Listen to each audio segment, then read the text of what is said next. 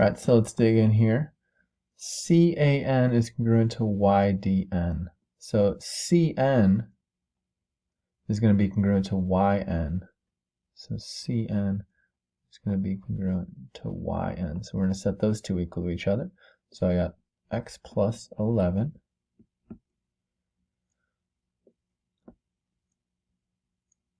equals 3x. What the? 3x minus y plus 4. We're going to clean that up a little bit, so I'm going to subtract 3x from both sides, add y to both sides, and subtract 11. So I got negative 2x plus y equals negative 7.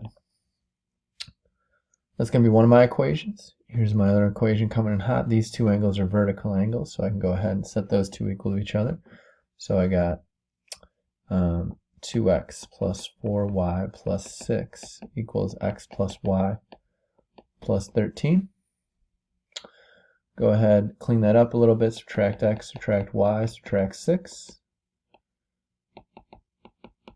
So I got x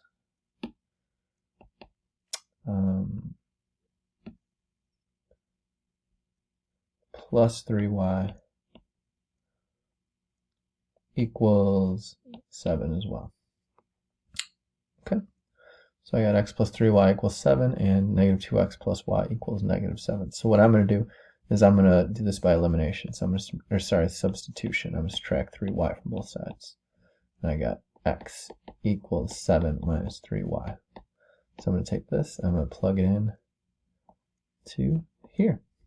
So that will give me, I'll do this in purple, negative 2x, oh, x though, oh no, my battery's running low, negative 2, 7 minus 3y,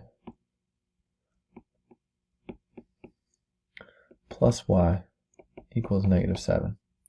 Distribute, I got negative 14 plus 6y plus y equals negative 7. Add 14 to both sides, combine like terms here, I get 7y equals 7, which means y equals 1. And I can take that 1 and plug it in. I'll plug it in right here. X equals 7 minus 3 times 1, which means x equals 4. So the correct answer is 4, 1. Solve for x and y, that's done. Okay, here's our first proof. I think this is number 11. Angle 1 and angle 2 are congruent, and dB. So when I bisect an angle, I need to get two congruent angles. So a lot of people are saying that segments are congruent, but I'm going to say angle BDH is congruent to angle FDH, because if bisect, then congruent. I can also get DH congruent to itself by the reflexive property.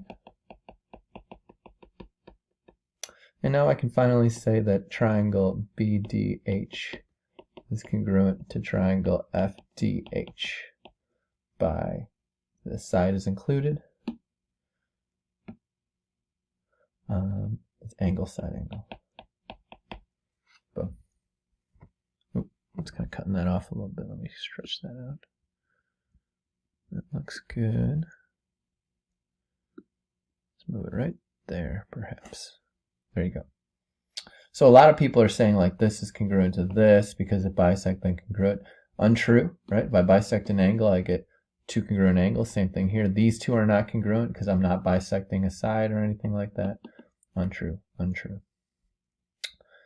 Okay, so I went ahead and MN is perpendicular to PN, so MN is perpendicular to PN. We can get angle N to be a right angle because it's perpendicular, right? MQ is perpendicular to PQ, so I can get angle Q to be a right angle because it's perpendicular, right?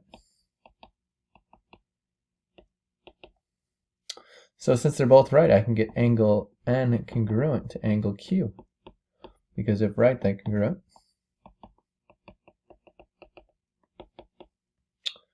MN is congruent to PQ, QP, they're the same. And then finally, we can get MP is congruent to MP because of the reflexive property. So that's congruent to itself by the reflexive property. Now when you look at this, the angle is excluded, so it's actually angle side side, but the angle is a right angle.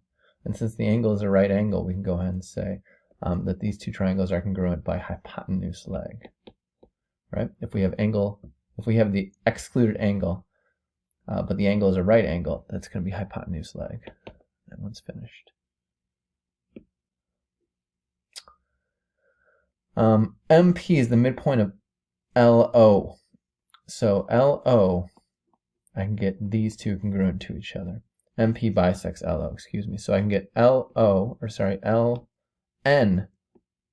congruent to NO, because if bisect, then congruent. Angle M is congruent to angle P, because of the given. Now I'm looking around, I see some vertical angles, the bow tie problem, classic problem. LNM is congruent to PNO because of vertical.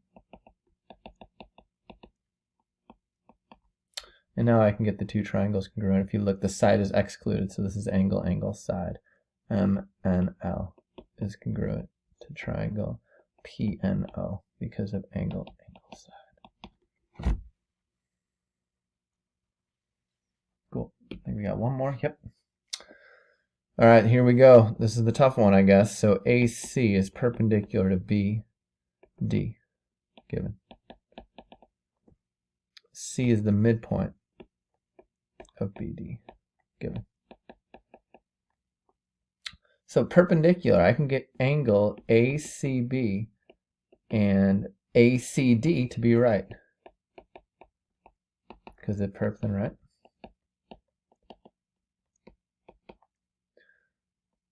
And now they're both right, I can get them to be congruent to each other. Angle ACB is congruent to angle ACD, because if right, then congruent. C is the midpoint of BD, so that means that these two have to be congruent. BD, or BC, is congruent to CD. If midpoint, then congruent. And finally, you guessed it, we got classic diagram here. AC is congruent to itself because of the reflexive property. And now, if you look, I have the included angle, so I'm going to say triangle ABC is congruent to triangle ADC because of side, angle, side. Boom. There you go. We did it. I made it through. My pen didn't die. Nice. All right, so you got some work to do for sure, making your corrections, putting them into the Google Slides, and then doing the problem perfectly, uploading your answer.